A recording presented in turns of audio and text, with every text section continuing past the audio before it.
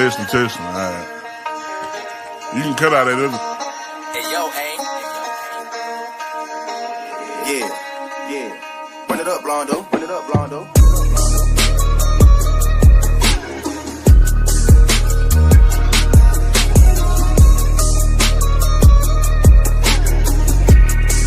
Hey, see y'all from Texas, where we sit riding swangers and put diamonds in our neck.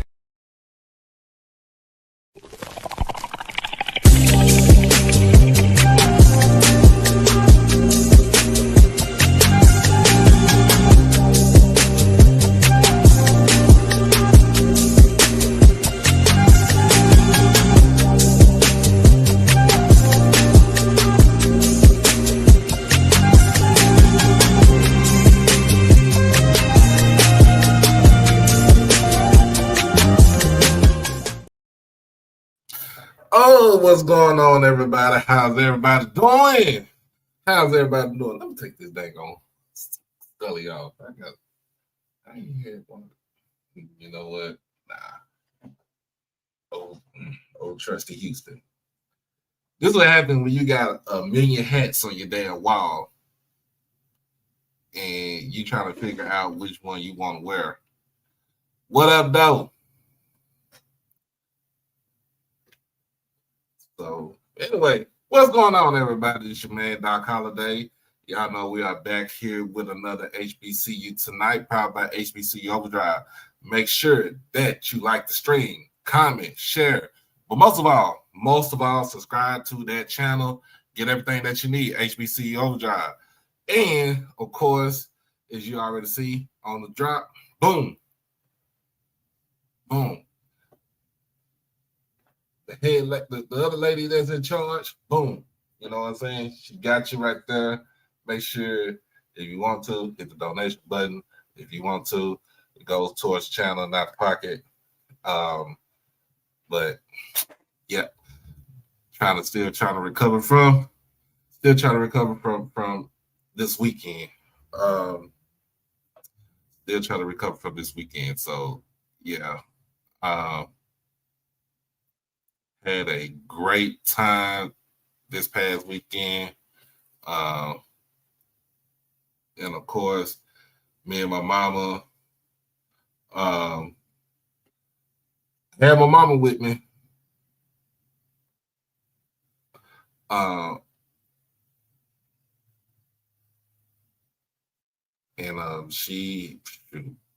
We pretty much was in it. We was having so much fun. My mama got her she got her her whiskey, caramel whiskey.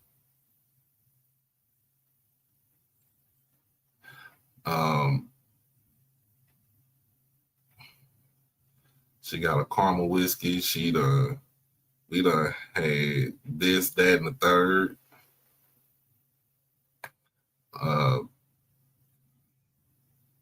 What's up, Square? What's going on? What's up, man? What's up, DC? What's going on? Good evening, KD. What's going on? Franklin, what's happening? We just we had fun this past weekend.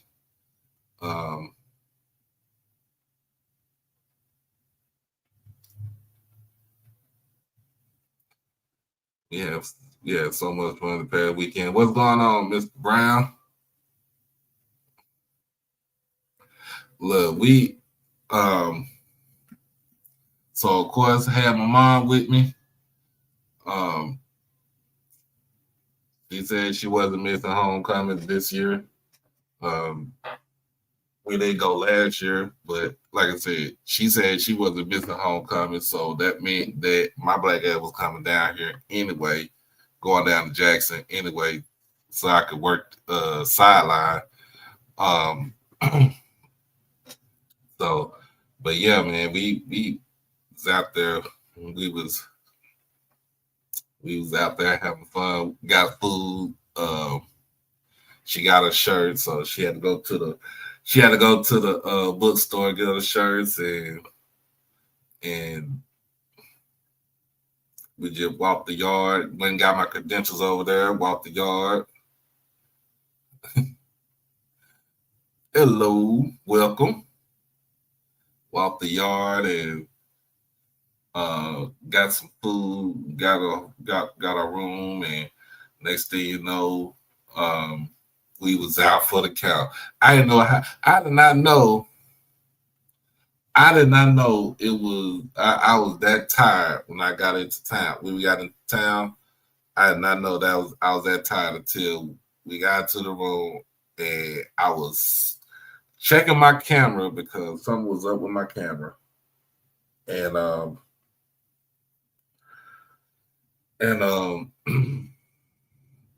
was sitting in the chair, and I was in the chair like this, and I was half asleep. My mom was looking at me, talking about you need to take your butt to bed, and I'm looking at her, like, ma'am, I am resting my eyes. That's what I'm doing.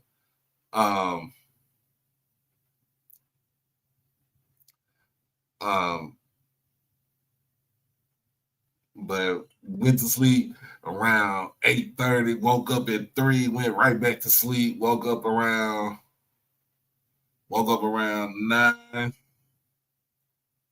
No, woke up around about 8 o'clock, took a shower, got dressed. And the first place we went to, we headed over the steps. That's where we went. First place we went to, headed over the steps. We got us a staff burger, some fries, and a drink. And then we headed over to the stadium. So we got our free parking. My mama got her free ticket. Shout out to Travis, Mr. Jerome, the best SID out there. He got on me because he didn't know my government name was David. and he was like, I know this person right here. I know Doc. I don't know David. But I was like, hey, we the same people. That's just my government name. But now, basically got, hooked my mom up with a ticket. So she got into the game for free. And hey man, we was in there with the tailgate, came back, got on that sideline. She was in the stands and had a great time watching a great football game.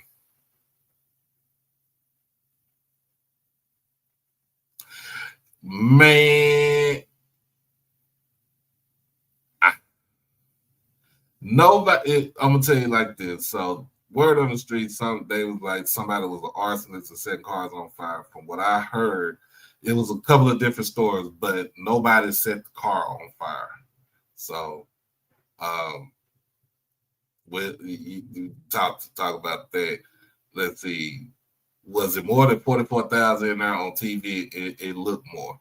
Now, if you pan towards toward inside the horseshoe to the home side, of course it was full, but you go to look on the away side, it still had some spots that was empty, but I would say it was, to be honest with you, I'm gonna say it was about close to 50,000. Give me 49,000, I'm good. It was close to 50, but it was close to 50,000.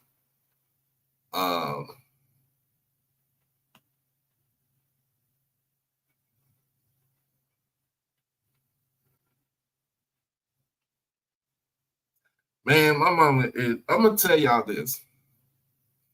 And for those who saw me at tailgate and y'all saw my mom, my mama is 63 years old. My mama is, she be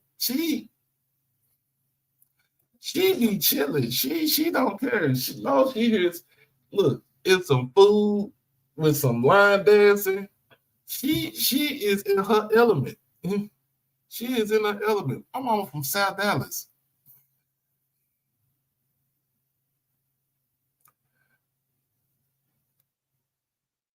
and we grew up in football. You know, it's a football family, so we love football. But yeah,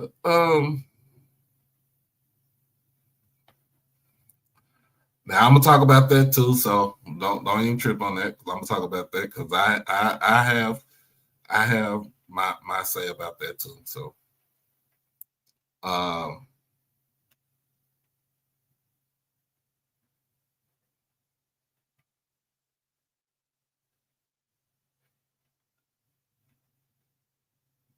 yeah. What up, cuz?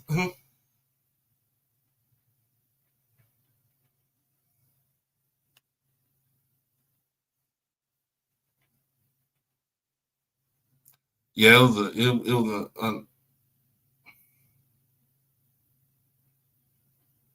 yeah, don't yeah, I told him don't say correspondence was started by arsonists. No, it was pretty, it was an accident. It was an accident. It was something that was beyond the lady control. So yeah.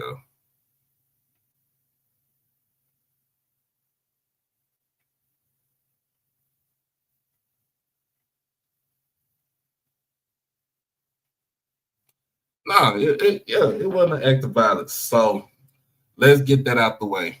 Other than what happened later on the evening at tailgate,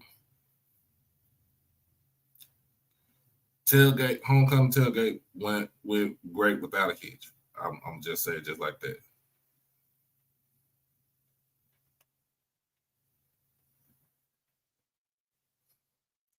What's going on, man?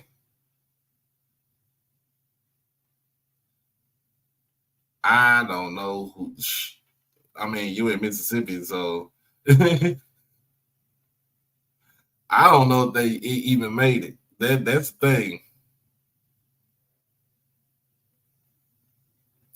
Hey man, appreciate it. I got it, man. We was good on it, man. We was good. We got it. Appreciate it. What's going on? So now we ain't seen no MAGA people out there, but you in Mississippi, so Mississippi is straight up for most part of the MAGA country. But nah.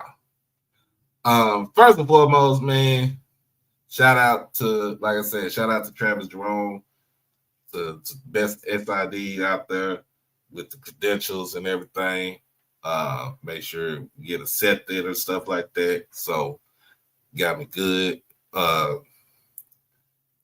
Shout out to Tailgaters Anonymous with bomb ass food. Shout out to Mr. Benny and Miss Linda with they bomb food and the pom pom holders. Shout out to Ken Clark and the KC 1400 crew. And I got my bottle of whiskey right here. I got it right here. I done poured a little bit in my cup, so cheers. But now, shout out to them, man, for the taste, the tasting at the tailgate. Cool, it was good.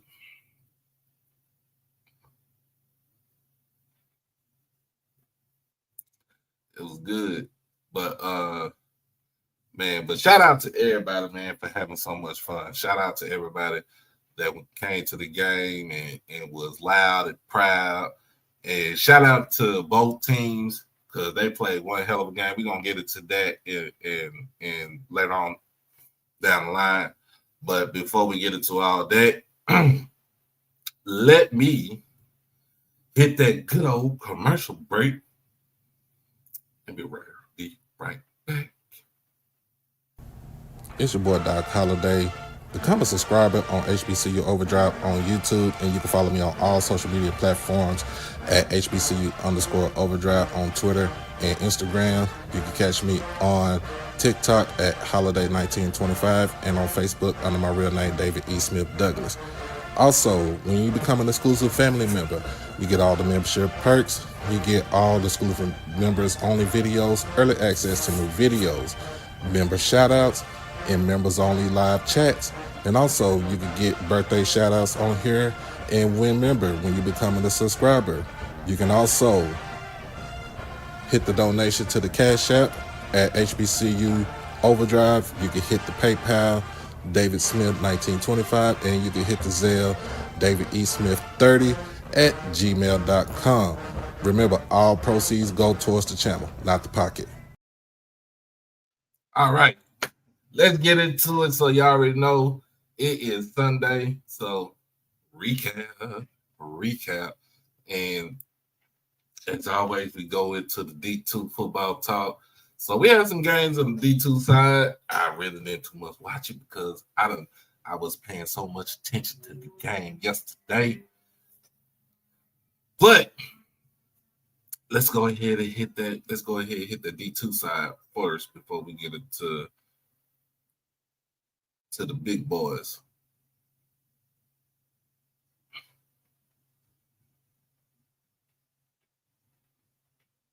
All right, let's go into the CIAA first. Let's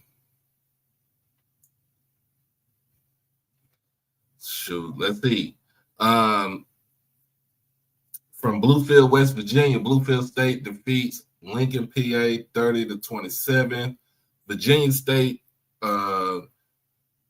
close win against Bowie State, final 28-21. Virginia Union defeated Elizabeth City State 37-18. Shaw shocks Winston-Salem at home in Raleigh 20-13. And Fayetteville State defeats Livingstone 38-14. So next week, Fayetteville State, they have a bye week. Bowie State and Bluefield State go at it next this Saturday in Bluefield, West Virginia. Johnson C. Smith and Shaw, that's a 1 p.m. scratch in Raleigh, North Carolina. Lincoln, PA and Virginia Union is in Richmond at 1 p.m. This is Eastern Standard Time. Livingstone and Winston-Salem State, live from Bowman Gray in Winston-Salem, North Carolina. That's a 1:30 kickoff. And Elizabeth City State and Virginia State, that's a 2 p.m. kickoff from Petersburg, Virginia. Going into the SIAC. SIAC has some interesting games this past weekend. Hold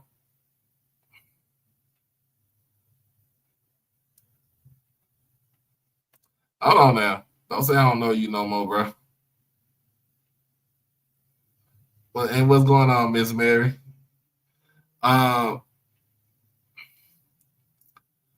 Morehouse with win number 2 defeats Central State 31-26 on the road in Wilberforce, Ohio. Albany State defeats Clark Atlanta 32-7. That was from South Georgia. Benedict with a defensive stance, 14-7 win over Fort Valley State. Fort Valley is 0-6 now.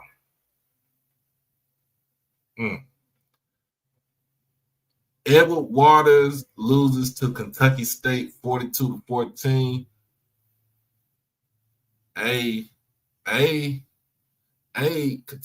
Kentucky State looking kind of good out there. Miles come up with their first victory in the post-Sam Shea era with a 23-13 win over Lane College. And Savannah State shocks Allen 23-20. That game was in Blytheville, South Carolina. Coming up next week, Kentucky State has a game against Franklin Pierce. This game is in Mayagüez, Puerto Rico. My Spanish ain't correct right now, but y'all know what I'm talking about. They got a game in Puerto Rico. Hey, going to the territory. At least we know that. We everybody know Puerto Rico is a U.S. territory. Let's. I hope y'all understand geography and stuff, but if you don't, I'll school you. Tuskegee is on the road down in South Georgia at Albany State. Lane is on the road coming to Atlanta to take on Morehouse. Central State has and I think this might be Central State's homecoming with Kentucky Christian. Clark Atlanta and Miles battle it out in Fairfield, Alabama. Savannah State is in Peach County, Georgia, taking on Fort Valley State Wildcats. And Benedict and Edward Waters square off at 4 p.m. Eastern in Jacksonville, Florida. That is my game of the week for the SIAC. Benedict versus Edward Waters. Benedict is still undefeated. They are 6-0 now. Edward Waters come off of a tough loss against Kentucky State. Get to the standings right now. They're coming off a tough loss, so they're sitting at 3-1 in conference. Kentucky State's 5-1 in conference. Benedict and Albany State are 5-0 and 4-0 in conference, respectively. And there's a log jam. Lane still has not have a victory under the belt. Miles got their first victory. Miles got their first victory this past weekend. If I'm not mistaken, I'm looking at who did Fort Valley beat. Because I thought they was. Oh, Fort Valley did beat Tuskegee. I apologize about that. They did beat Tuskegee.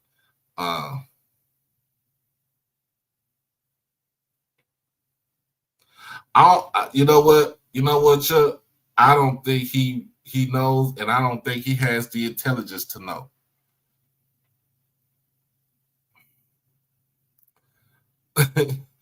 But hey, let's go ahead. Let's get into the MEAC football talk. Let's go ahead. First and foremost, shout out to my man Jay, Mr. Architect Nice, Mr. Jay in the building. Did his reactions yesterday. Said did not watch no SWAC games, but straight up MEAC games yesterday. That's diabolical. But let's go ahead and get into that, man. Let's get into that. Going into the MEAC right now. Let me go ahead. I've got my trusted phone. And if you are new watching the show, please go ahead and hit that subscribe button and share it with folks that you know. If they love football, if they love HBCU, they love bands, they love any sport, and they love to help with the cause. Share it with the folks and subscribe to the channel. Let's get to the MEAC. All right. First and foremost, Wofford defeats Norfolk State 31-14. Wofford earns their first victory. Norfolk State is still trying to earn their first Division I victory. Understand this, Division I. Trying to earn their first Division I victory in the Michael Vick era. Morgan State defeats Virginia Lynchburg 44-6. This Morgan State's homecoming. Sacred Heart defeats Howard 32-14. Down in Greensboro, North Carolina. South Carolina State defeats North Carolina A&T 22-16 to ruin G-Ho. Hell, Will, you should have been back in Dallas, man. Delaware State with a big victory. I think this is Delaware State's homecoming also. Over Southern Connecticut State, 70-23. And the last game, I'm going to leave for the SWAC because we're going to talk about that. All right. But for Delaware State, 70-23 against Southern Connecticut State University. Caden Bennett really didn't have to do too much yesterday. 6 of 8, 93 yards. They played 3 quarterbacks yesterday. But James Jones, 3 carries, 158 yards and two touchdowns. Longest run was 90 yards. The man averaged 53 yards per carry.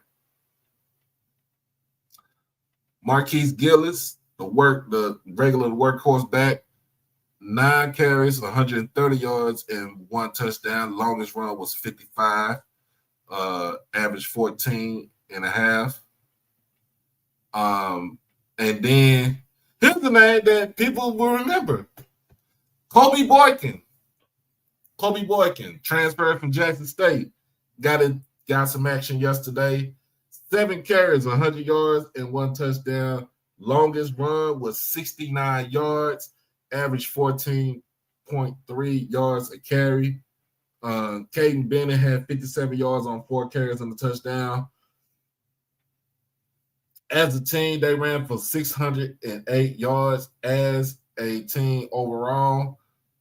Offensive-wise, they had 791 yards of total offense.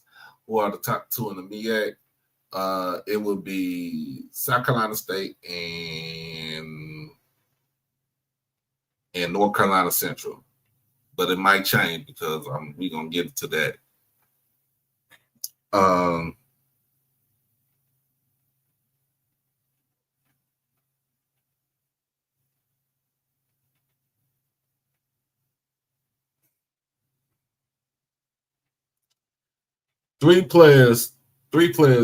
The 3 running backs had over 100 yards.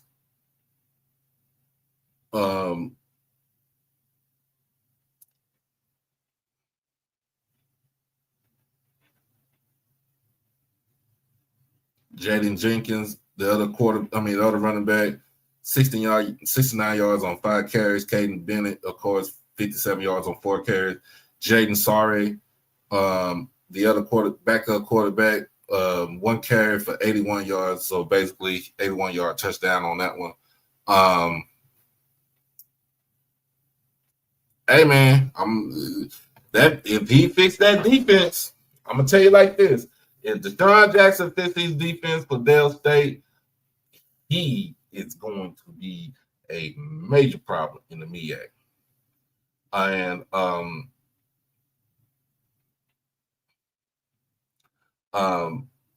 he is going to be a major problem in the MEAC. And I will be on the MEAC call tomorrow. So I think that call will be on HBCU Game Day on YouTube channel. So y'all tune into that. So I will be on that call tomorrow and asking questions, trying to see what's up. Now I get to ask Mike Vick questions. I get to ask Deshaun Jackson questions.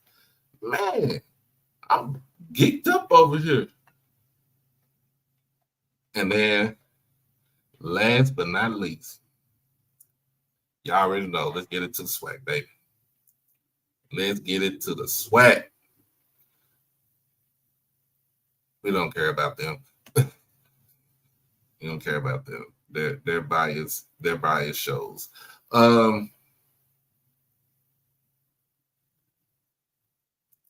Get it to the swag. First and foremost,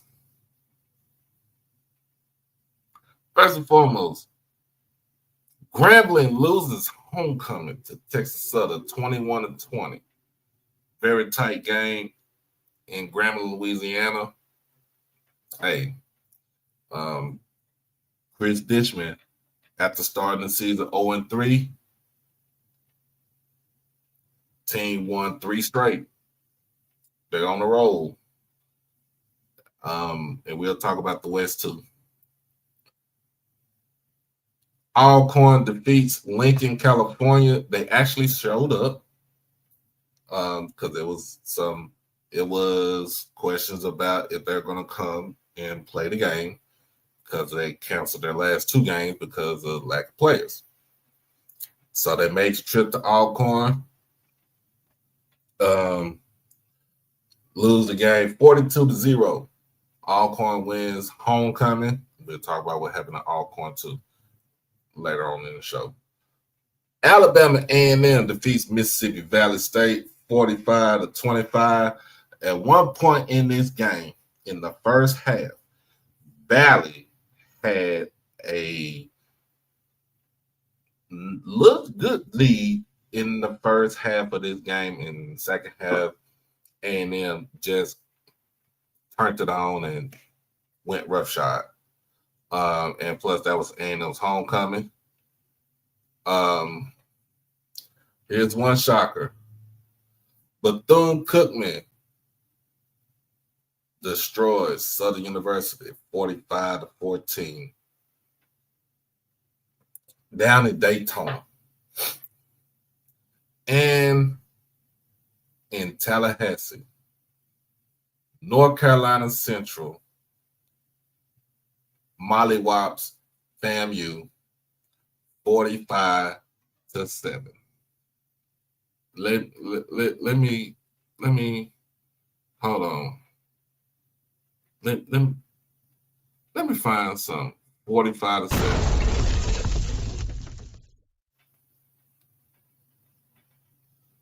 Hold on. I'm trying to figure out what's going on. What's going on? Like, they don't know how to. Do they know? Yeah! They squabbling out there now. Yeah! Do they don't know how to squabble? You know what I'm saying? Squabble up. Like, come on. What is we doing? What are we doing? What are we doing? Yo. And last but not least, the game of the evening, the game of the year, to be exact. And it did not disappoint. Jackson State's defeat Alabama A&M in a close one, 38-34, to seal really first place in the East Division.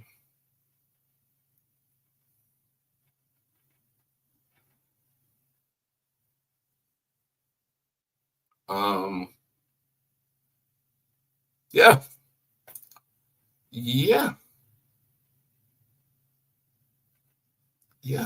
First and foremost, let's get into this, man. Let's call a spade a spade.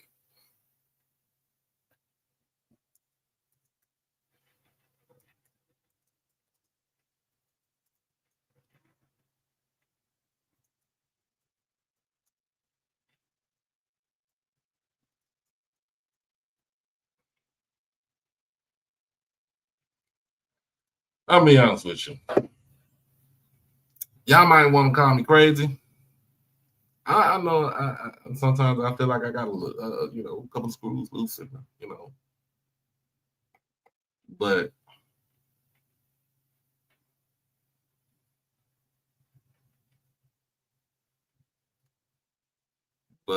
there is trouble in Tally and in Baton Rouge for two schools who are actual. Let's go ahead and call it a spade. That are actual blue bloods get mollywop, monkey stomp, Peter Road by Bethune-Cookman and by North Carolina Central by at least 30 points. Both teams losing by at least 30 points.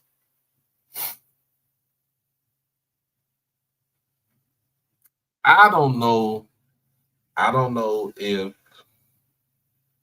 if both ADs are looking at this show respectively, or they're looking at what happened yesterday with their team and what's been going on with their team the whole year. But there is going to have to be some changes in the respective schools.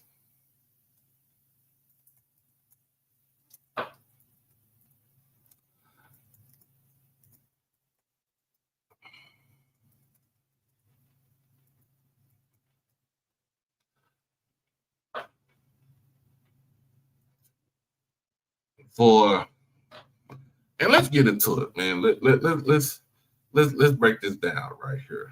Let's break this down. Cause y'all know I like numbers. I'm a numbers guy. So let's go to the Bethune Southern game. Let's go into the team stats, because team stats say a lot about what you're doing as a team compared to what you should be doing.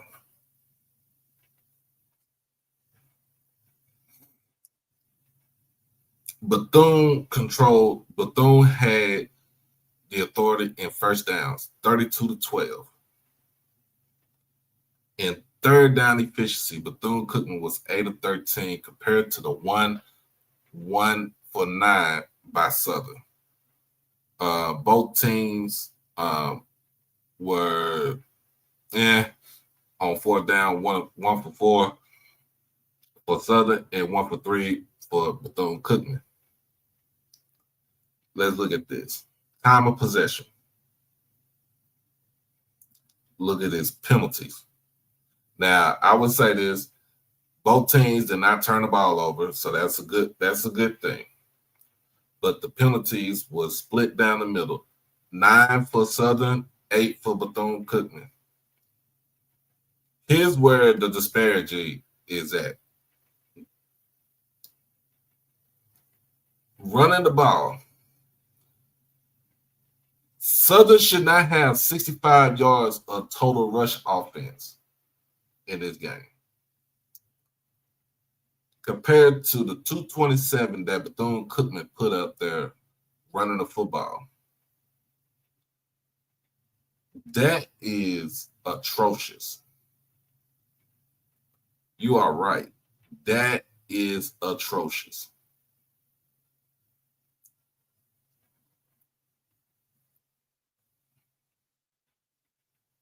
And you're only averaging 3 yards a carry. That makes no sense. That makes no sense. So let's go up into here. Cam McCoy had 101 yards passing, 1 touchdown, had 0 interceptions. That's good. 5 of 12 for 101. Ashton Strada, 9 of 13 for 101 and a touchdown. Trey Holly ran the ball 14 times for 71 yards.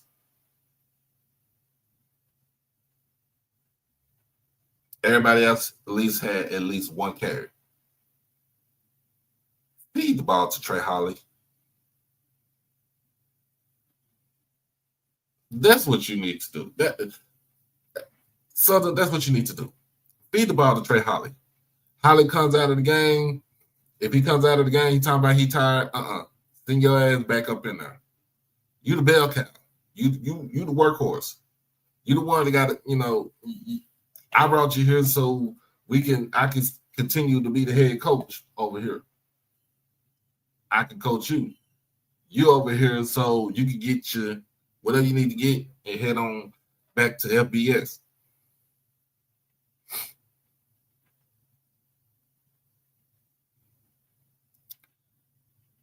On the other side, Cam Ransom, 27 to 36, 254. Excuse me. And 2 touchdowns. No interceptions.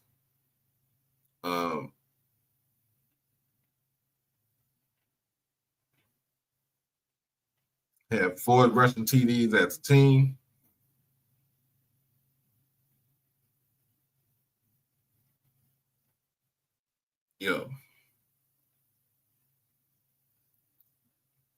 Bethune-Cookman dominated this game from start to finish.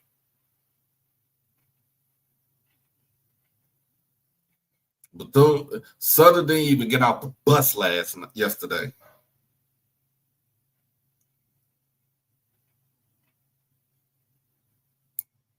Southern did not make it off the bus yesterday.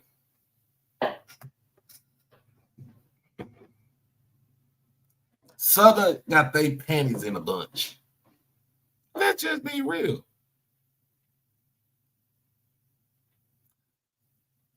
By raising hands, who thinks that Graves will be gone by the end of this season, or maybe before the end of this season?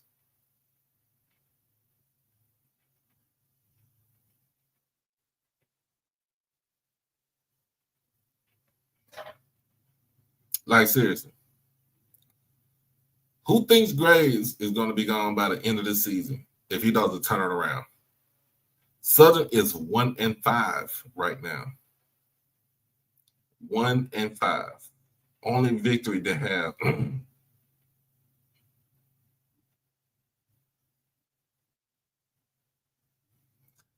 Only victory that they have is to Mississippi Valley.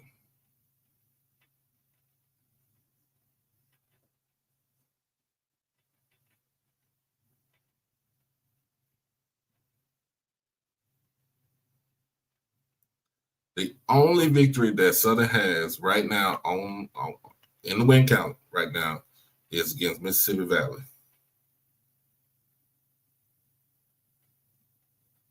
I just want to scream.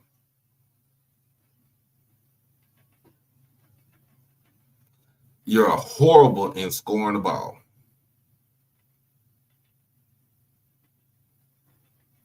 You're good at running the ball, but you're horrible in scoring and you're horrible in passing.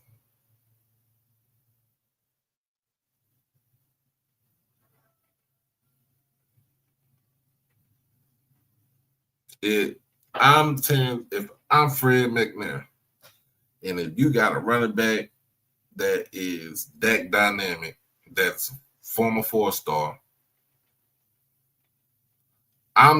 he is the train, he is the locomotive. He is the locomotive. He is the engine that goes.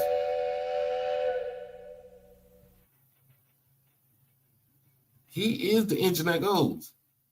So I wouldn't trade anything for the world. Like, you got to catch a ball, you got to catch a pass out of the backfield. You got to run for at least 20, 25 times, man.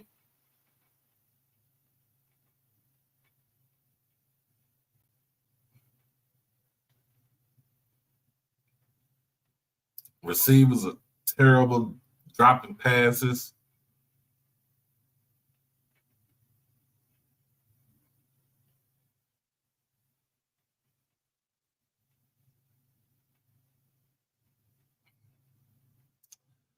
Oh my goodness. And let's get into this game right here. FAMU versus North Carolina Central.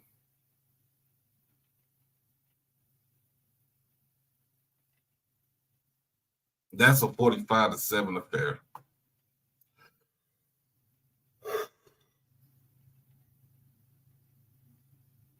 Team stats says a lot. Central dominated on first down, third down efficiency, fourth down efficiency, passing yards, turnover battle, rushing the ball, and time of possession.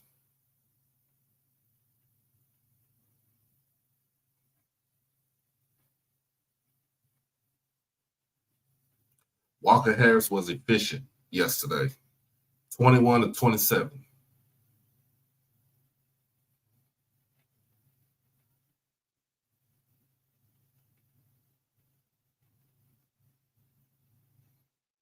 Chris Mosley had over 131 yards in the touchdown yesterday.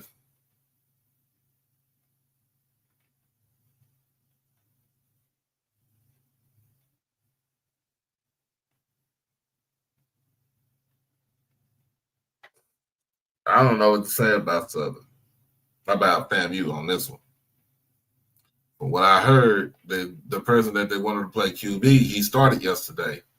Guess what? He looked terrible yesterday. 11-26, 154 yards, no touchdown strong, but you did give away the booty like that. 3 picks.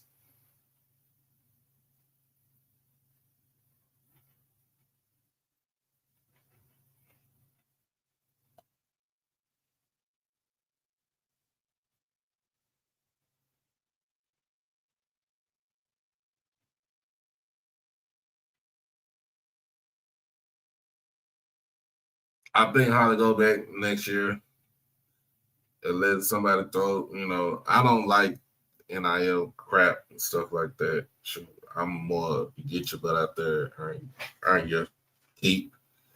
But it is what it is. It is what it is.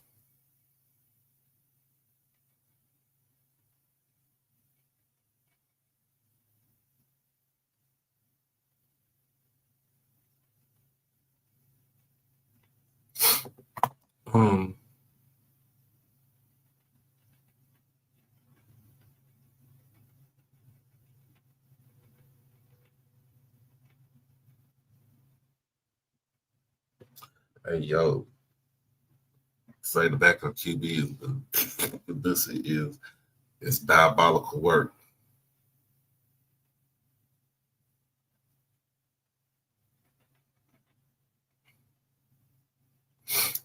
Threw 3 interceptions in the game yesterday. I don't know how much that was capitalized, but points capitalized off turnovers, but throwing 3 interceptions in the game doesn't make you look good. Doesn't make you look like starting material.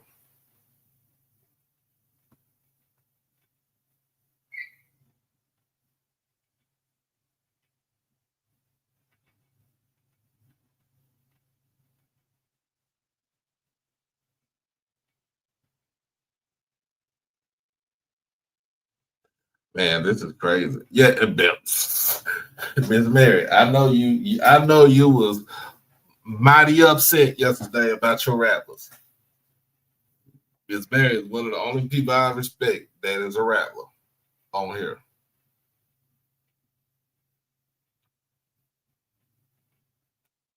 Because the performance they put out there on the field, they need their ass whooped.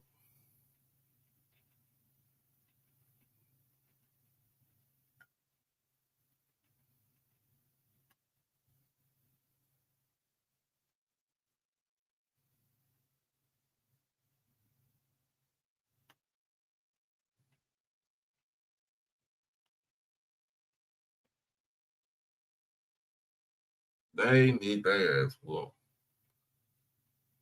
I'm just saying, because I think it's some bullshit calls. Bullshit calls. She said, I'm a cousin from A to Z yesterday. Oh, my goodness. Now, there were a couple of coaches that got fired today because their teams are pitiful right now. I don't think it might happen in our realm, but the way both of these teams played yesterday, nobody needs to show back at their respective school.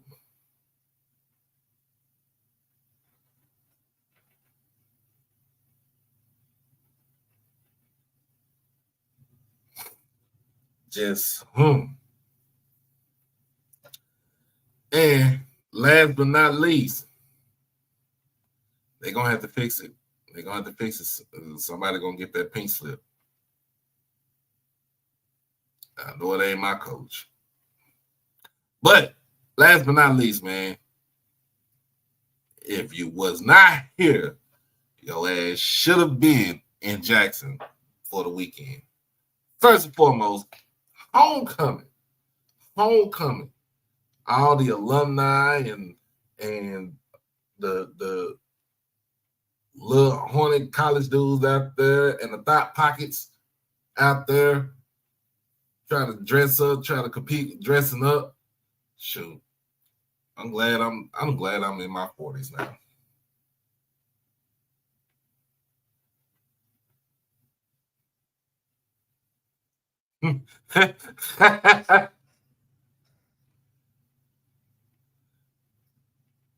Look. Hey, if that means y'all go 4-0 this week, hey, I'm gonna keep asking Coach Dishman questions. I like Coach Dishman. He is he is cut and dry, and he gonna tell you, we trying to get to the SWAC championship game. Nothing else, bro. Most people found me.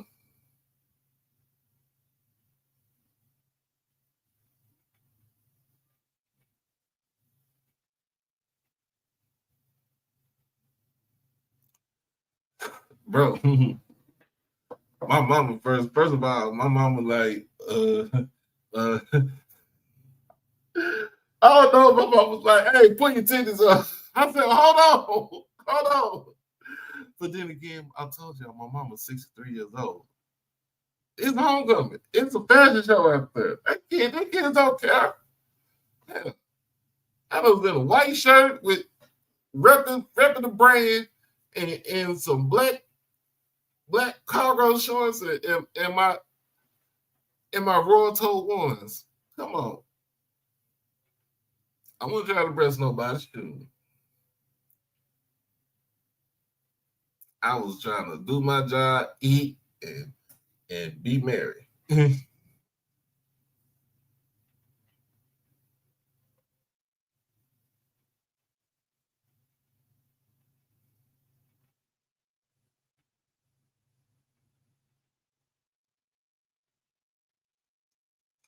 Anyway, man, look.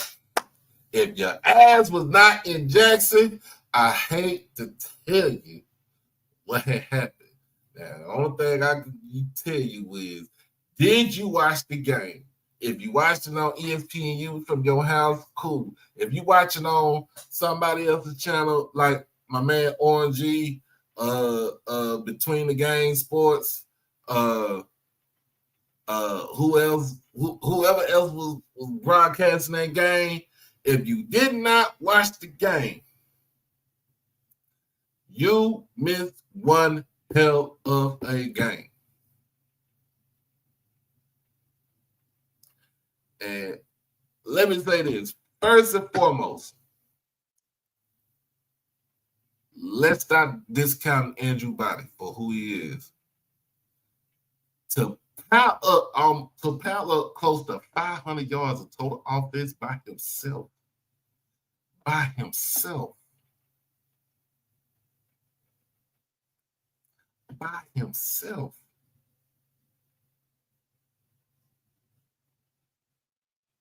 And I think he threw for 4 touchdowns and had his first interception yesterday of the season.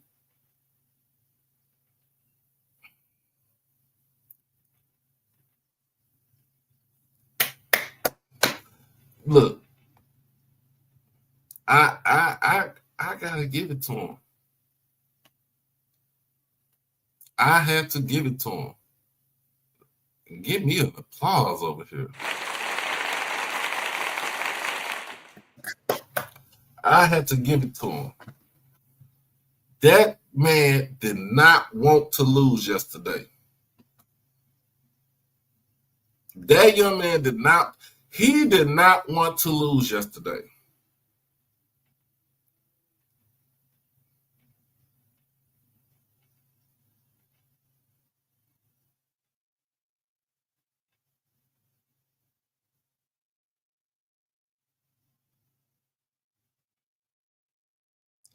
He did. Andrew Body. Shout out to his mama. Shout out to his mom, Mama Body. Shout out to his dad, Rick Body. Shout out to his brother. I seen them after the game.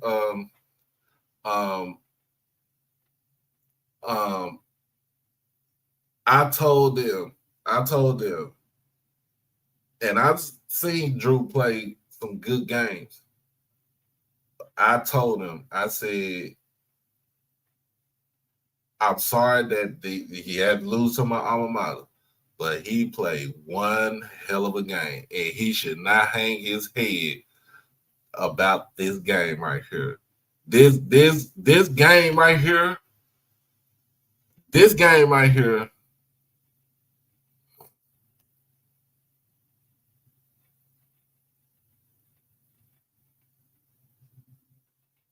This game right here. He tried to prove to folks that he is him. He tried to prove to folks that he is him. That what y'all saw at Texas Southern, what you saw at Texas Southern, that was just him, like a caterpillar right now. He get ready to go into the cocoon, right?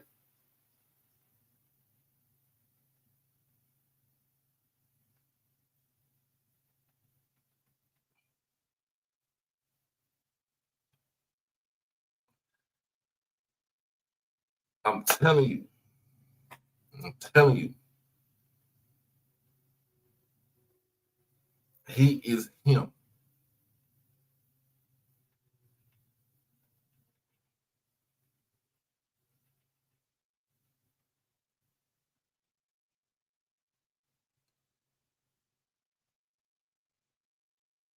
He was 20 or 30, 300 and was it 349 yards in the air.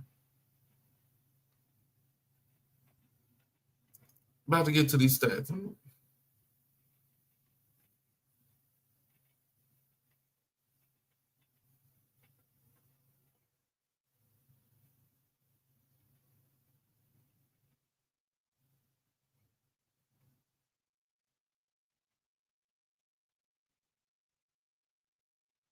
That was kind of pissed me off. So.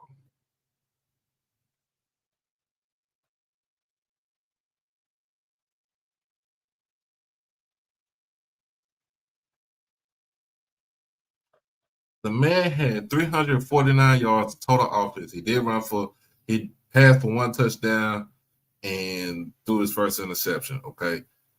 Also had 14 carries for 93 yards. He did that against he did that against the top defense in the conference.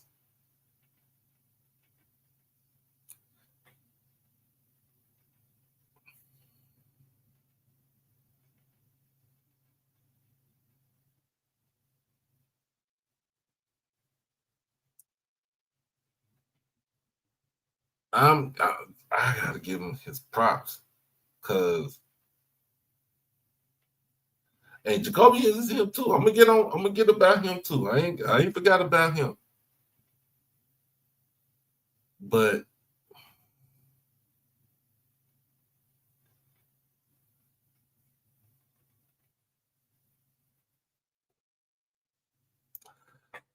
what he did to try to get his team, and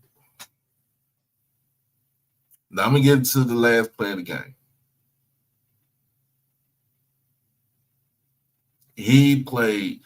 Andrew Body played one hell of a game.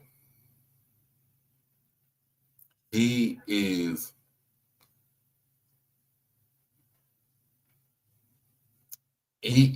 gonna be the one. But the thing about it is he's never beaten Jackson State. He's never beaten Jackson State. He's never beaten Prairie View. He's beaten Southern.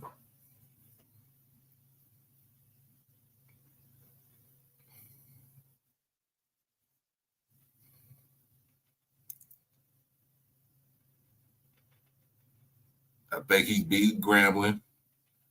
He's beaten quite some teams. But when he was at Texas Southern, what they did to him, TXU, was a travesty.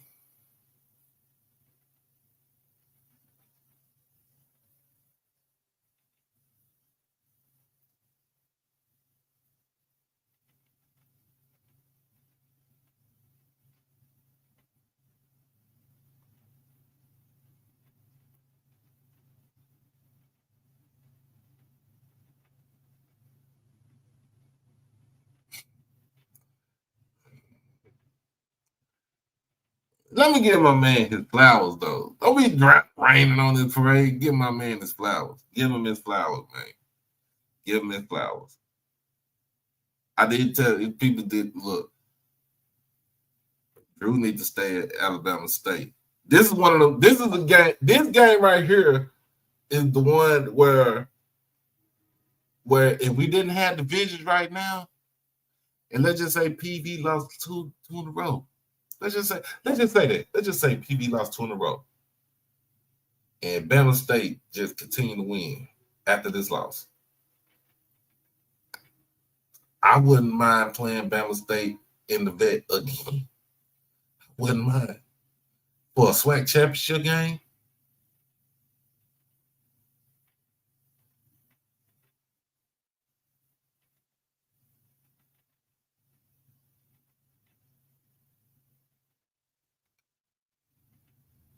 Oh, we're gonna get into that. Yeah, as long as he stay healthy, the boy gonna be straight.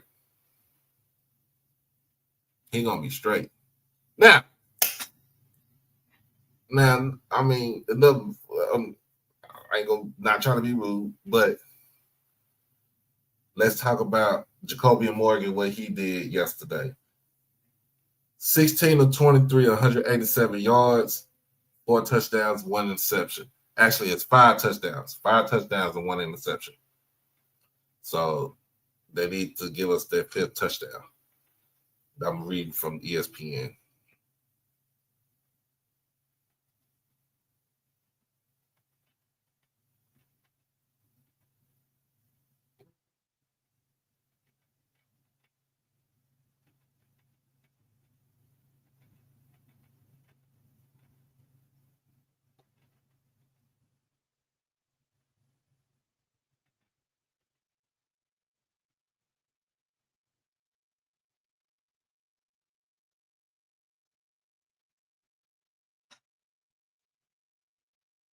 But I would rather play that team again because I want to get look. We still got some get back from the 2010s. That game, I think that game against Bama State is up there, and I know TC talked about this, is up there in the 2001 game where we lost by 3 to Bama State, 61-58, and TC and Superman and Stewart all had goddamn had a monster game, but they couldn't get it done against goddamn Darnell Kennedy. That's a kill. That was a killer right there. Both of them were killer, but that was a killer right there.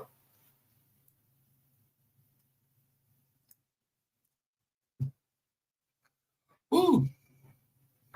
Still got to keep with the ice melting up in there. Hey, go with some put some what you call up in there. Coke.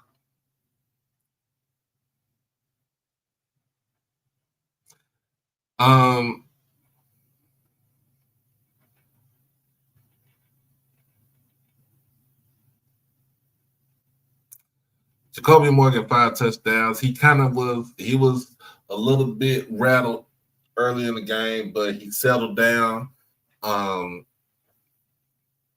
Added another 66 yards on the ground.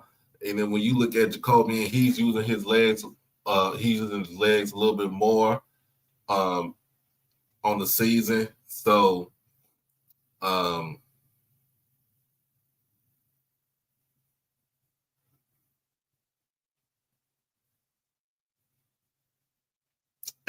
he's gonna be in the record books now because he has over 3,000 yards. So he's passing some folks up that's just in Jack State history. And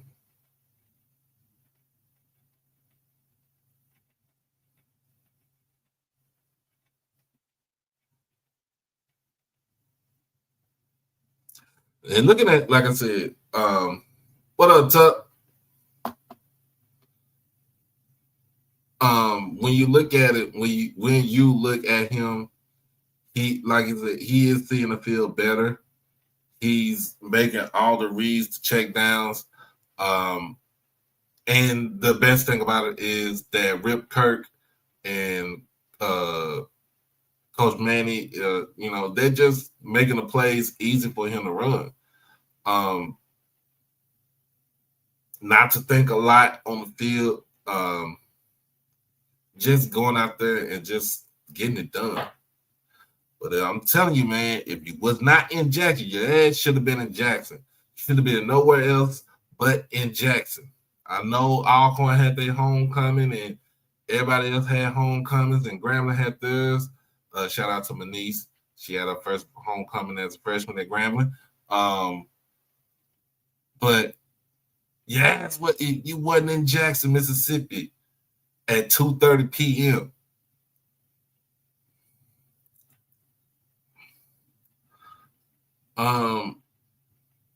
Travis Terrell, 77 yards on 17 carries, was moving the chains. Jacoby Morgan, 66 on 7 carries. Ahmad Miller, 60 yards on 9. Davenport, 37 yards on 8 carries. We was moving the ball. We're moving the ball, 257 yards on the ground yesterday. Moving the ball, just moving the ball. Now I will say this: what I did not like, giving Travis a lot of those carries, where some of those carries where a little bit more of those carries should have went to Ahmad. But hey, I'm just a couch coach, and I'm just armchair quarterback. I don't know. I don't get paid the big bucks right there. But Ahmad should have had a little bit more carries in his game. But I do like this is the fact that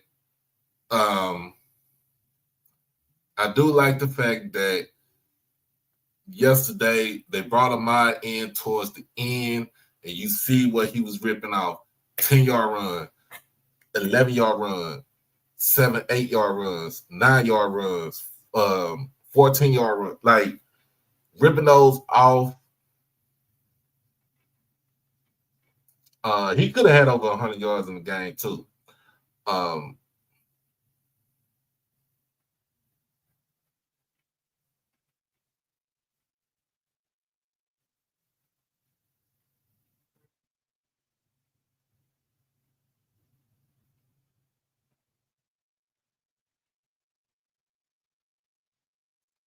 But overall,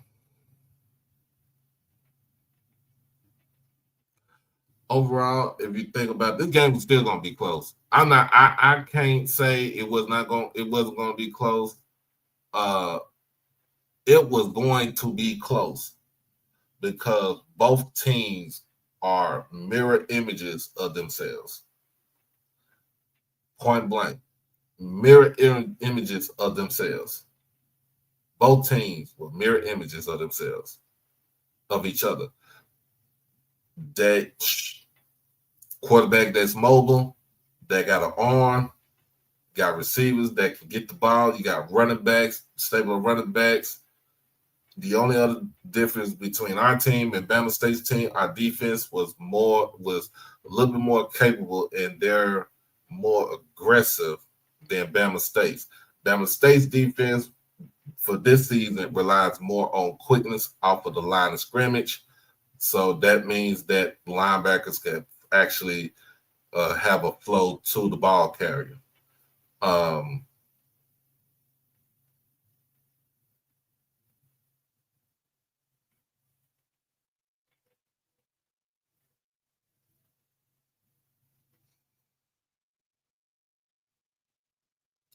Driving between the tackles is crazy, but you see the toughness in him going in between the tackles. You see toughness in him.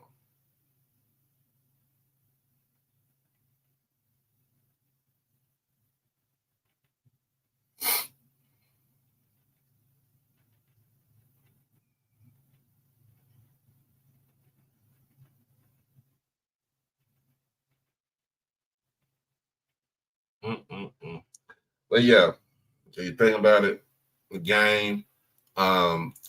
Dupree had another monster game yesterday. Nate Rembert with the go-ahead touchdown No, with the winning touchdown pass in the game.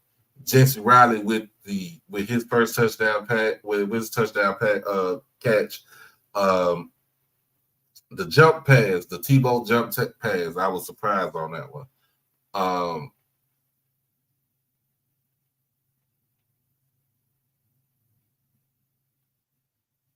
That's the one right there. Number one, Shamar Savage had a touchdown pass in the game. A touchdown reception in the game. I'm sorry.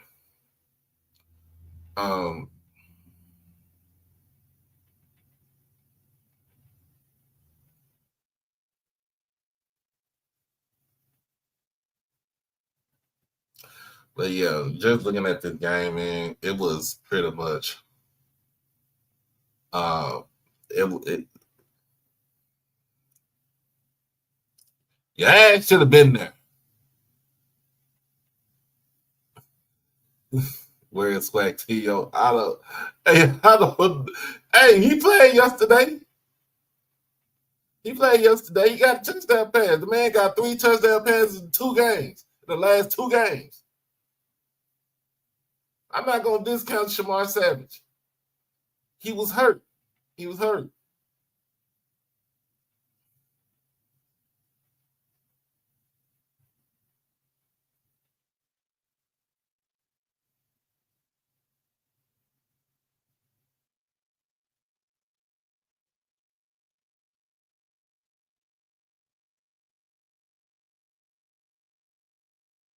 Portillion still hurt too. I seen him. He did dress out yesterday, so I seen him on the field. So he's didn't dress out yesterday. But let's talk about the last play of the game. Let me see if I can find a clip of that.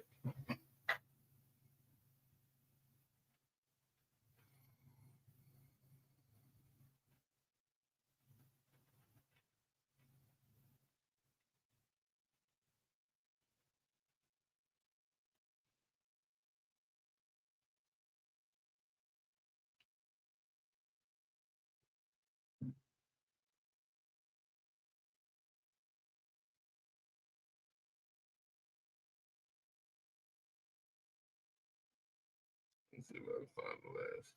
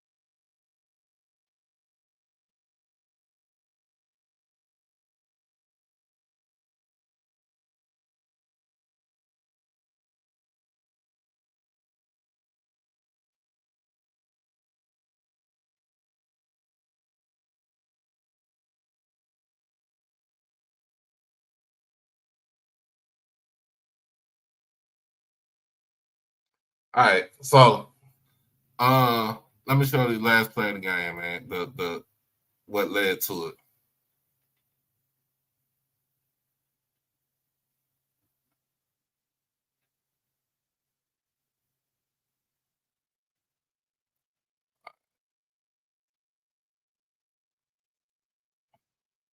And again, shout out to my man, architect, my man Jay in the building. So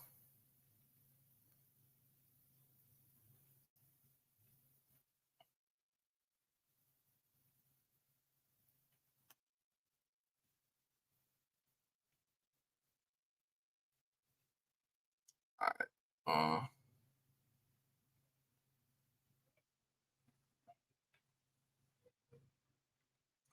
right, let me play this. Seconds that you did not have. The time on this one right here, the time should have been at like they should have had 7.4 seconds left on the clock. Because once he stepped out of bounds, the clock should have stopped at like 7 seconds. All right. So that's one mistake. That's something that they didn't do right there. But that was going to benefit Alabama State regardless. But let's go ahead and finish it out. Now, people said so people said that the clock stopped, like it froze and then it went down and they said it was 0 time on the clock. I could tell you as soon as his knee was down, it was still 1 second left on the clock. Let it go. Oh! He's got a man. See, Whoa, that's down. even though, okay, so even though that in this case right here,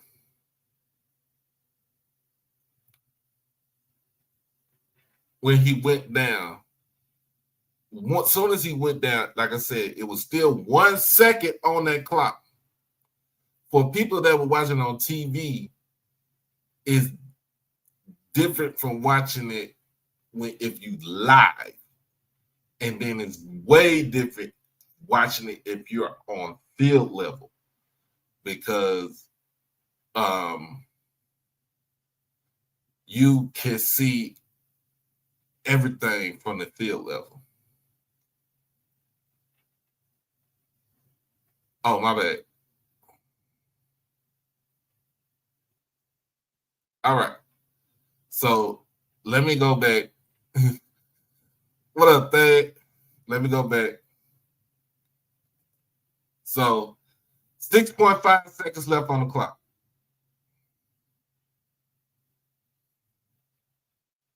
And I might have to slow this up.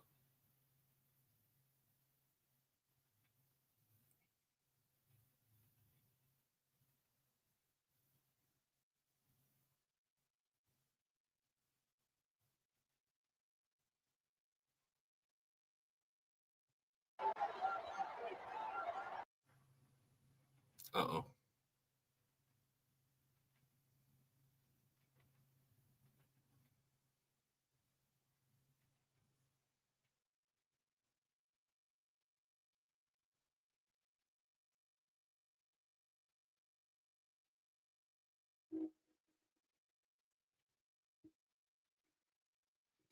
All right, let's go.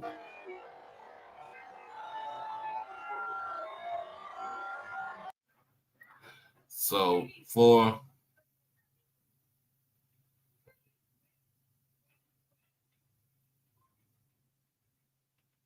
the ball is in the air. So 2.4 seconds left on the clock. So he caught the ball.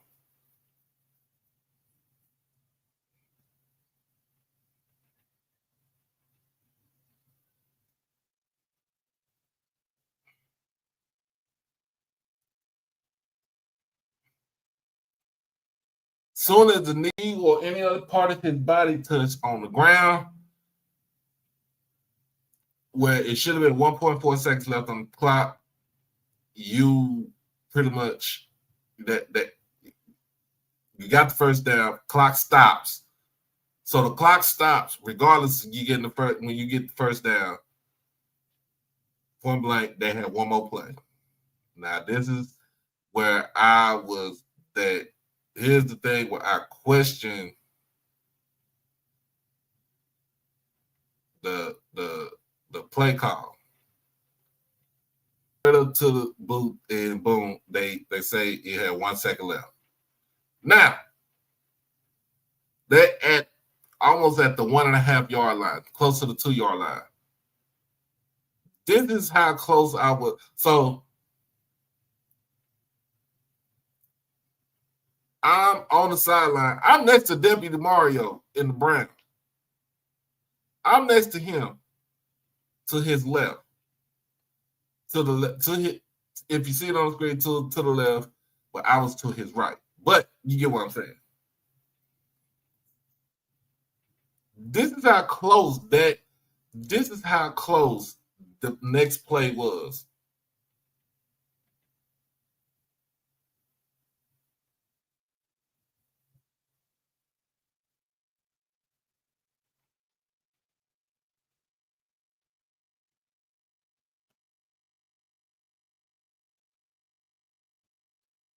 This is, in fact, I'm going to have to blow it up.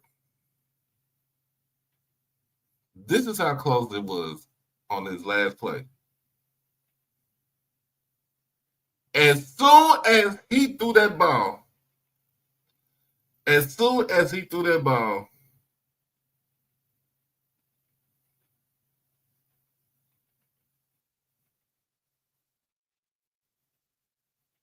as soon, I'm right here. As soon as he threw that ball,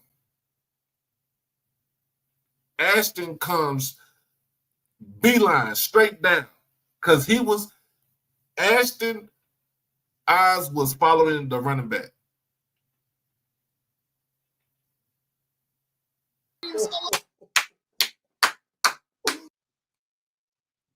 That's how close that play was. Y'all be thinking I was tripping. That's how close that play was.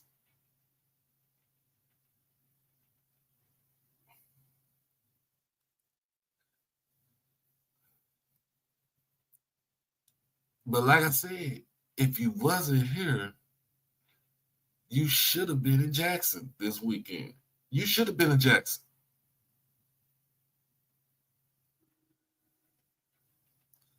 Oh no, I seen the hole. Yes, I seen the hole. But guess what? Guess what the refs did? The refs swallowed that whistle on that last drive. Promise you. The refs, the last two possessions for Jackson State and Bama State, the referees swallowed their whistle. They let the dudes on the field play.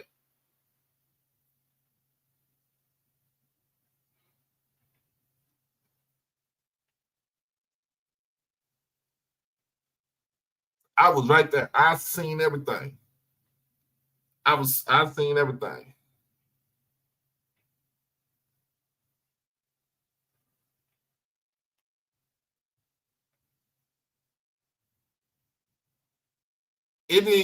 I'm gonna tell you like this, man. He was not going to get that touchdown because he was too far from the pylon. Like I said, from my vantage point where I was at on the last play, from what I see on the last play, from where I was at, he was not going to get to that pylon. He was not. I promise you, he was not going to get to that pylon. And in fact, if you really think about it, on that play, he lost yards. He lost a yard. Ashton,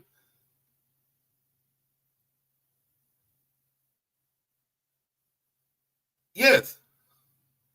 If 3 would have slowed him up, 0 going to get him.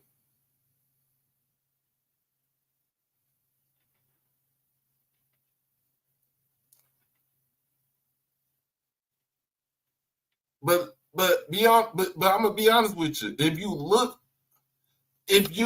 at the game, how the game was called yesterday, the game literally, other than what Bama State had with most of theirs being personal foul penalties, Bama State had 7 penalties for 75 yards. We had 4. Jackson State had 4 penalties for 55. That game literally was called down the middle. Did the refs miss some calls? Yes, they did. But guess what the refs did? The refs let the game be played by the players. They swallowed their whistle all night on both sides. So let's not say they was cheat. Bama State was cheating. They didn't cheat. I'm trying to tell folks.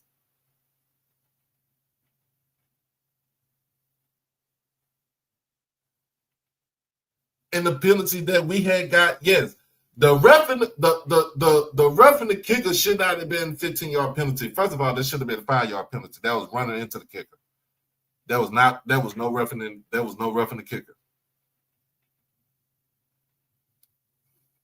There was no ref in the kicker.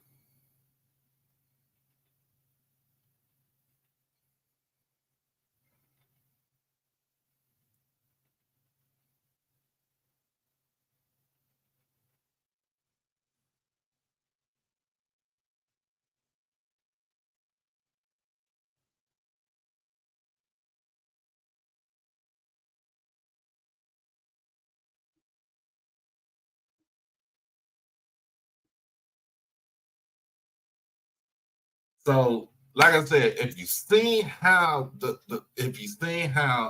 was done, if you just watch the last 2 plays of the drive, first and foremost, the one mistake that Drew made was throwing the ball in the middle of the field instead of throwing it to the outside, right?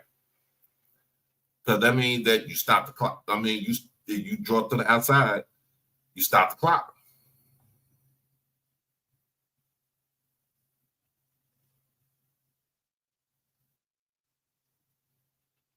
But both teams had penalties that took points off the board, bro.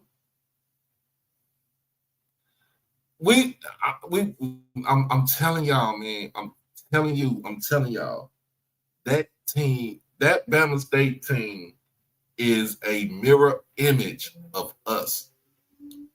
We were going to go, like, literally, we were going to go back and forth.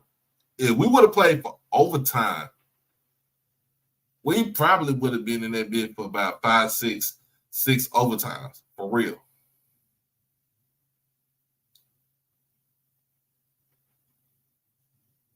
But both teams both sides got held. I always say, if you're an offensive lineman, you're gonna hold regardless. You can't help it. You're gonna hold regardless. Both sides was holding.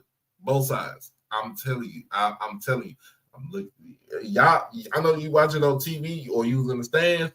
I'm telling you, both sides was holding. Now the face mask, the Bill grabbing Terrell's face mask, I mean, that doesn't put points on the board.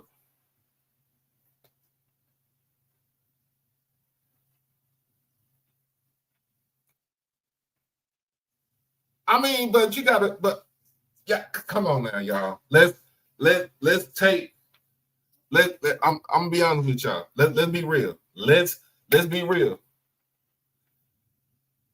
Let's be real. Because we missed two key defensive players, that's the reason why you had depth. That's why you got depth on your team. Because if you missing 2 key players, guess what? Next man up. I'm always gonna be the next person up. If you ain't doing good in the game, all right, sit your ass on the bench, let the next person come up there and see what he can do.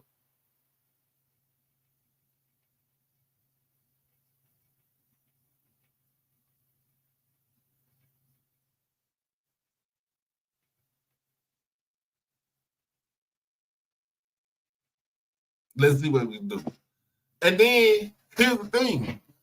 We went up by 11 in the game. We were up by 11. We gave up 3 touchdowns. We gave up 3 touchdowns in the second half.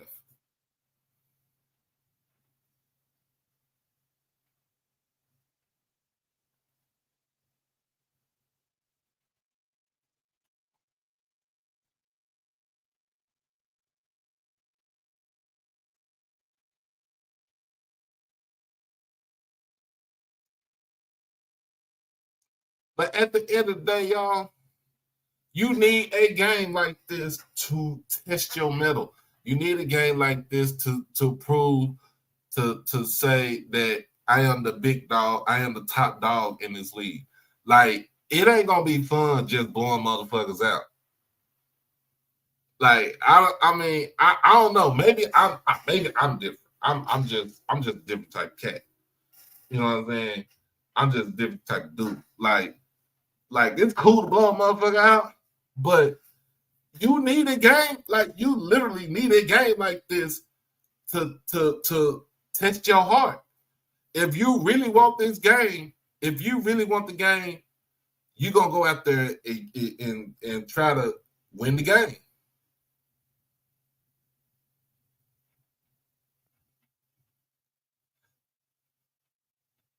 So, but I'm just saying a lot of I ain't saying you KB, but I'm just saying a lot of people is putting so much the emotion in it.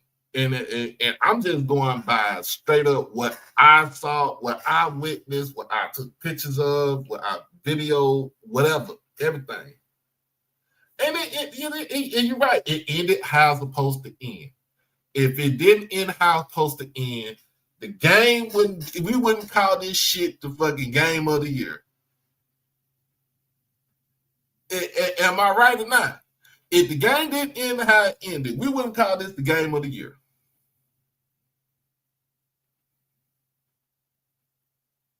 This goes down in Just Stay history. The rest wasn't cheating. Come on now. Let's get out that. Let's get out that high horse. Let's get out that horse right there. They weren't cheating. But hey, if the play look, guess who controls the play clock? It ain't a SWAC ref. It is one of our people. They don't control the play clock. The SWAC doesn't control the play clock. The people who work the stadium control the play clock. So the Reds weren't cheating. Let's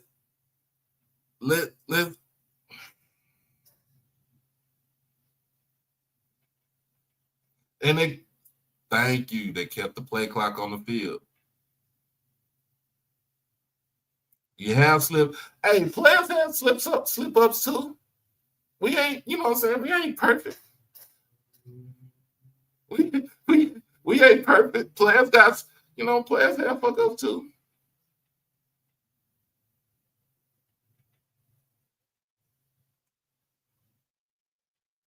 I wasn't gonna give him 10. I said it's gonna be about 14, but when I looked at what I've seen, I changed my mind. I had it by at least 7.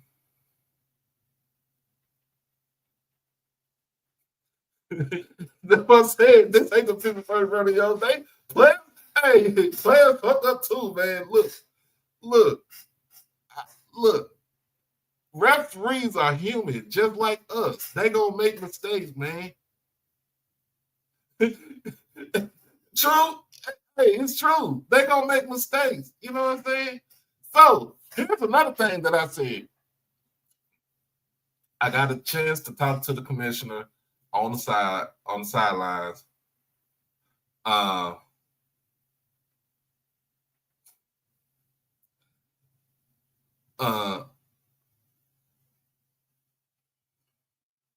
But you also got to understand too, we missed a field goal too. So that let's get that out the way too. We missed a field goal for 51 yards.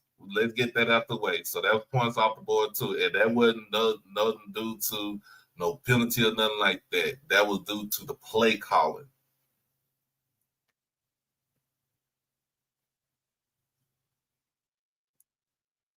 That was due to the play calling.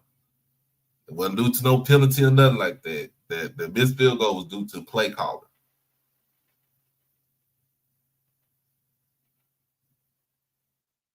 Now, I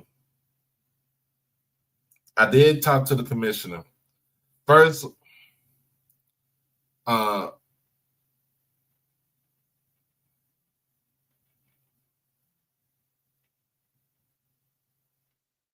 didn't get extra timeouts. Let's put it just like this.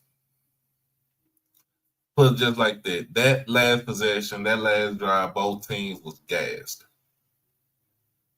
Both teams was gassed. We on both teams left too much time on the clock.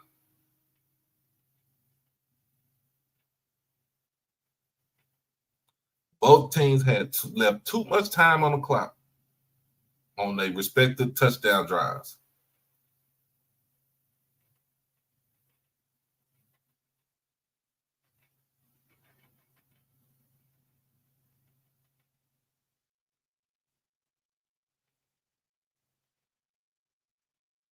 The spread was 8.5. Hey, hey, the folks would be mad as hell, but they went with the spread. But like I said, if the game, like I said, the game didn't end the way that it ended, we wouldn't be calling this the game of the freaking year. But I'm just talking just straight off of what what we saw on the field. We would have scored. Yes, we would have scored. We would have at least been in scoring range if Jamil didn't fumble. And it wasn't a clean fumble. They stripped the ball from him. They did a peanut punch on him. So we can't fault Jamil on that. Alabama State was they was good with trying to go after the ball. Other than that, I did ask the commissioner. I asked him what first and foremost, I asked him was this the de facto SWAC championship game. Y'all know what he told me? He said, yes, it is. Yes, it is. I also asked him about the referees. I asked about the referees. He said he's not in charge of the referees. And he's right. He's not in charge.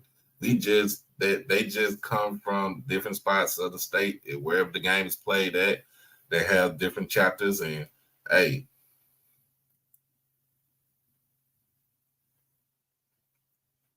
this is all. Look, I didn't record none of this stuff. We chit chatting shit.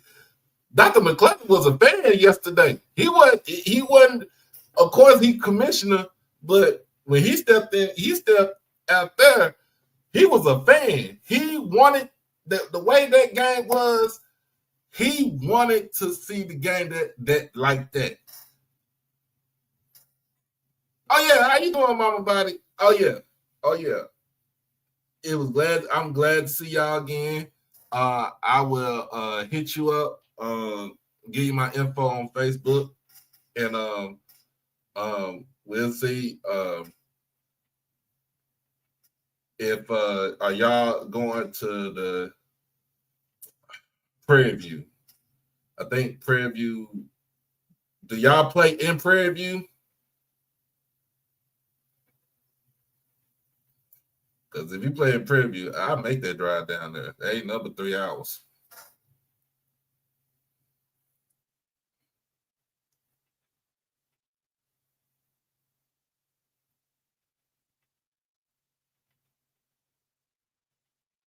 Oh, yep. Look. I'll make that drive down there. Now, y'all want to see another great game? Watch that Prairie View Atlanta State game. I'm gonna see how bad Tremaine Jackson's gonna be doing all that talking.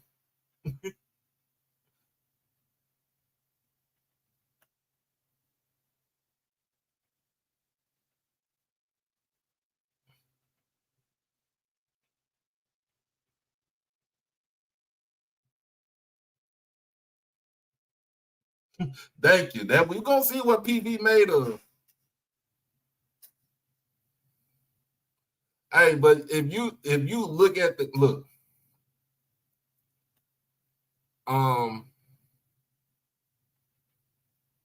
yeah, he wasn't in no physical capacity. Shoot, that man, Dr. McClellan was a fan yesterday. That's some and it was crazy because he told me about the game against said he was here when they played when Valley and Alcorn played here at the vet in '84, and I was like, man, yo.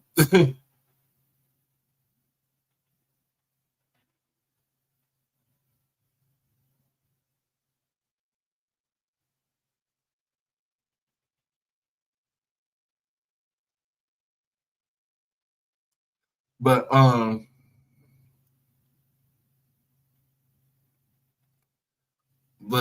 you think about it, this was championship. This was championship game material. This is something that he wants to see. Two best teams. Now, I didn't give him a chance. I didn't get a chance to ask him about getting rid of divisions. I didn't want to ask him that, but it was on my mind about it. But I did ask him, would you rather see them play again in the SWAC championship game? So I kind of did read into that, though. He said, yeah. He said, yeah.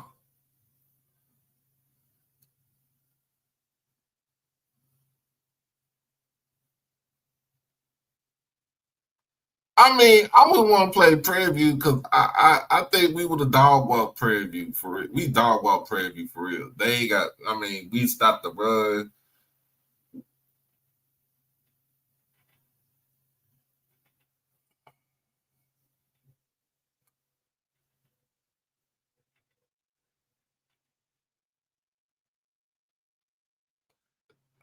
Bitch, you right. They don't look good to me. They do not look good to me. You one dimensional. One dimensional.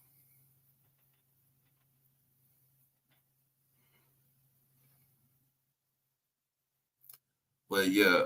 Hey, Mama, look, Andrew played a hell of a game. I told him, tell him, hey, we he one of the ones. He him. So and of course Jacobian is him too. So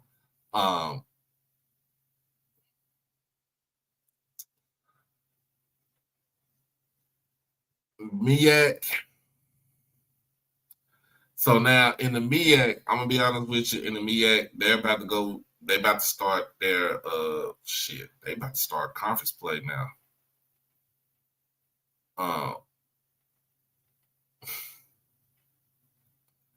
They about to start conference play in the MEAC. So they about to run through a whole gauntlet. Now let me just go ahead and cancel Norfolk State. I ain't gonna cancel it. I don't know, bro. I think Central might have some issues with South Carolina State, and to be honest with you, I think Howard and Dell State is just as good too. So yeah, Dell State look good. They look real good, bro. Brother Bakar, what's going on?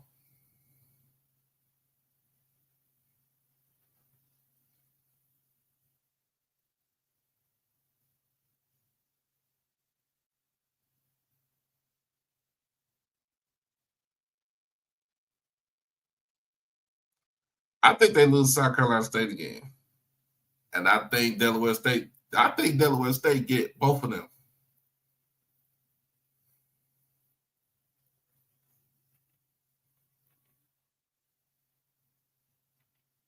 I think they get both of them. Yeah, they can't stop a nosebleed, but I think they got a bye week coming up, and I don't know if they got a bye. No, they start conference play now. So they should be able to get their defense straight.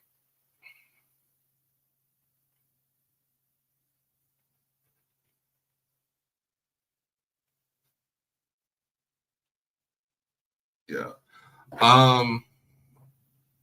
But other than that, should have been in Jackson. I don't know what to tell y'all, like on the real about what's about to happen in Tallahassee and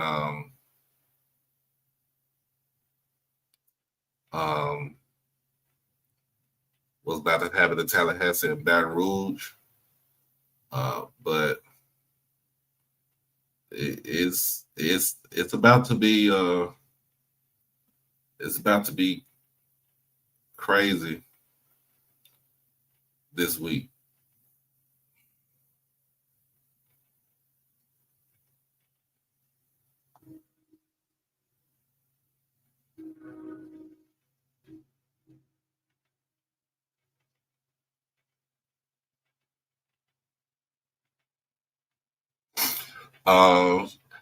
Defensive wise, Quincy Ivory, man. Quincy Ivory had the ball. He was balling on defense. But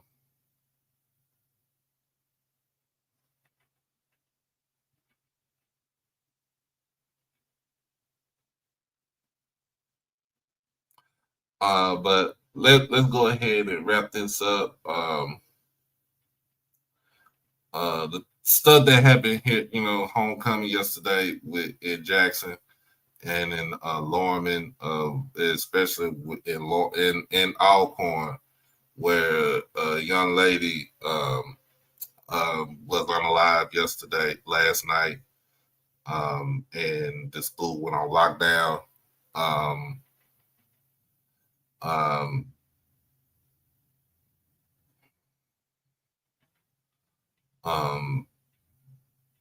I want to, things like that don't need to be happening at our homecoming games again. And it's every year for the last 3 years that violence has happened on our campus.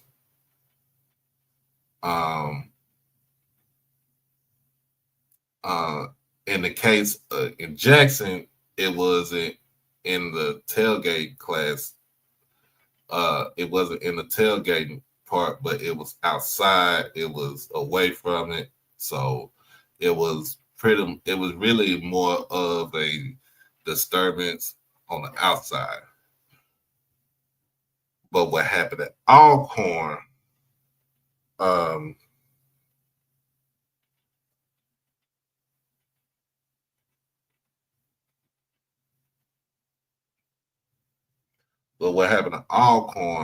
was a tragedy. Was tragic. I'm not jumping to no conclusions or nothing like that. At the end of the day,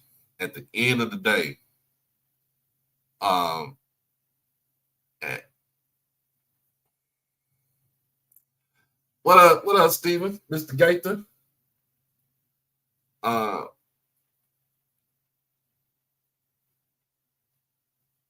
At the end of the day, we shouldn't have to be dealing with shit like this, regardless.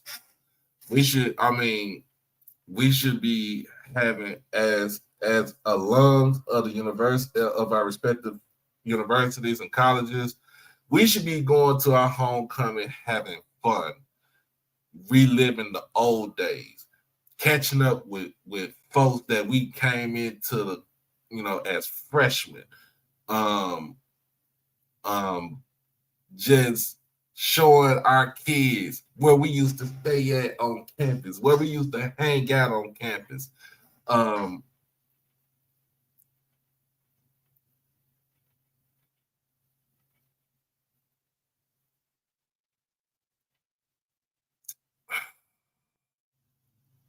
It just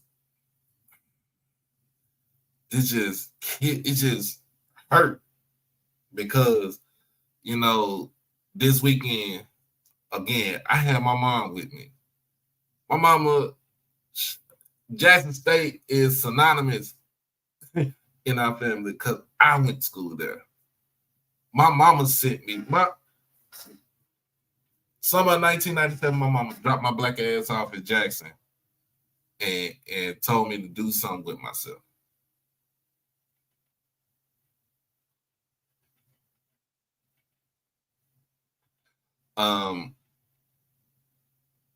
And we came back this year for homecoming because I didn't go last year. Came back this year, and my mom, she wanted to see things that, it looked different from when last time she was here, but she wanted to see people that listened or watched my show. She wanted to see the boom. She wanted to see football. She wanted to see friends that I knew, people that I knew. My mama wanted to experience all that because my mom didn't go to college. My mama didn't go to college. My mama went to college through me. and I always want to show my mama, all the things that I used to do. Half the time she'd be like, take your black ass to class. And then the other time she'd be like, look, be a college student. Be a college student. Go to class.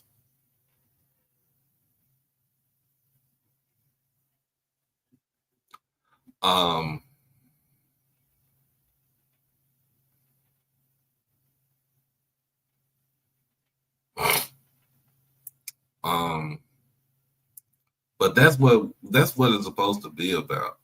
You're supposed to be going to visit everybody that you went to school with who came in your freshman class. You know what I'm saying? I talk to TC every Monday on this coach's call. Every time I come on to Jackson, game on the field, I speak to TC. Hey, what you feel? How you feel? What's going on?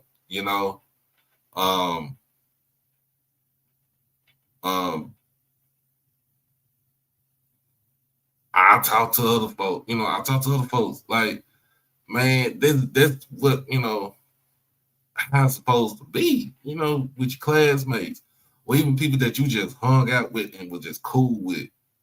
That's how it's supposed to be with homecoming. Ain't supposed to be no shooting. Ain't supposed to be no killing. Ain't supposed to be no robbing. None of that stuff. None of that stuff.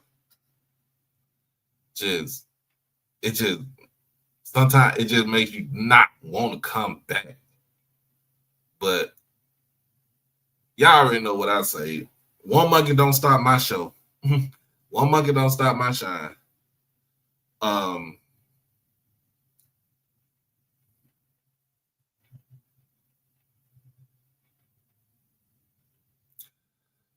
So everybody who's still celebrating their homecomings, man, go out there and have fun. But I hate to say this, keep your head on a swivel, dog. My niece just celebrated her first homecoming at Grambling. My other niece, their homecoming is next week at Prairie View. This is her third one.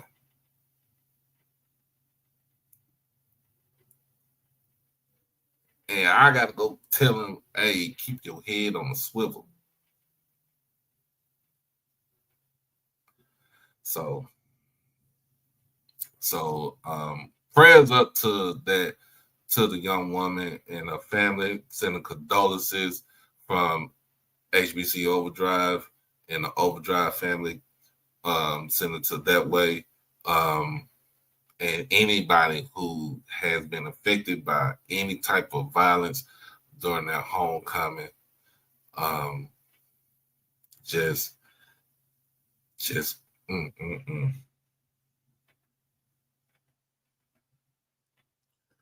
But other than that, again, it was good to see the commissioner. It was good. Travis Jerome, the best SID in the business out there. Fred Singleton, the SID for Bama State. Look, Ken Clark. Make sure y'all get y'all bottle of Greenwood whiskey with the KC 1400 coat. With that little label right there. That label right there. You know what I'm saying? Smooth. It's smooth. I'm just letting y'all know. I had to shout this out. I had to shout it out because, man, that's my dog. Football player. Shout out to Devontae Davis coming back. Shout out to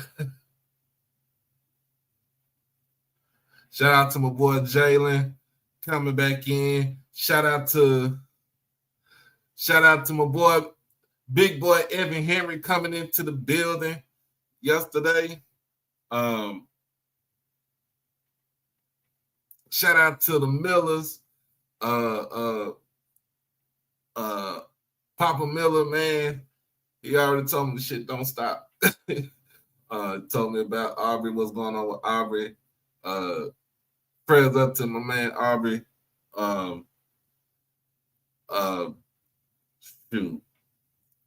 Shoot. Shout out to my man Kevin Dent. Just stay great. Everybody from KC 1400 Collective, the whole crew. Shout out to all of them. Shout out to all my crew with Guard the Yard crew. Shout out to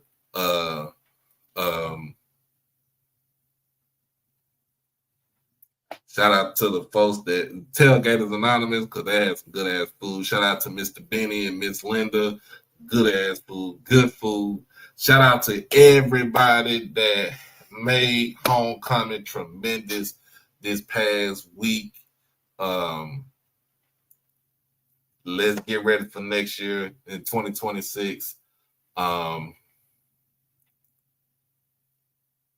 shout out to everybody on here who made it possible for us to head down, get to Jackson and let me do what I do. This is I'm very, very appreciative. I'm very grateful for it. Y'all just don't know. But we got Jack State has a bye week, and then hit them slots in Vegas, baby. But other than that, y'all be blessed. Y'all be safe. Hug your loved ones. Love on your loved ones. Crash out on your kids and beat them out the penitentiary. And always be easy, baby. We out this thing. Peace.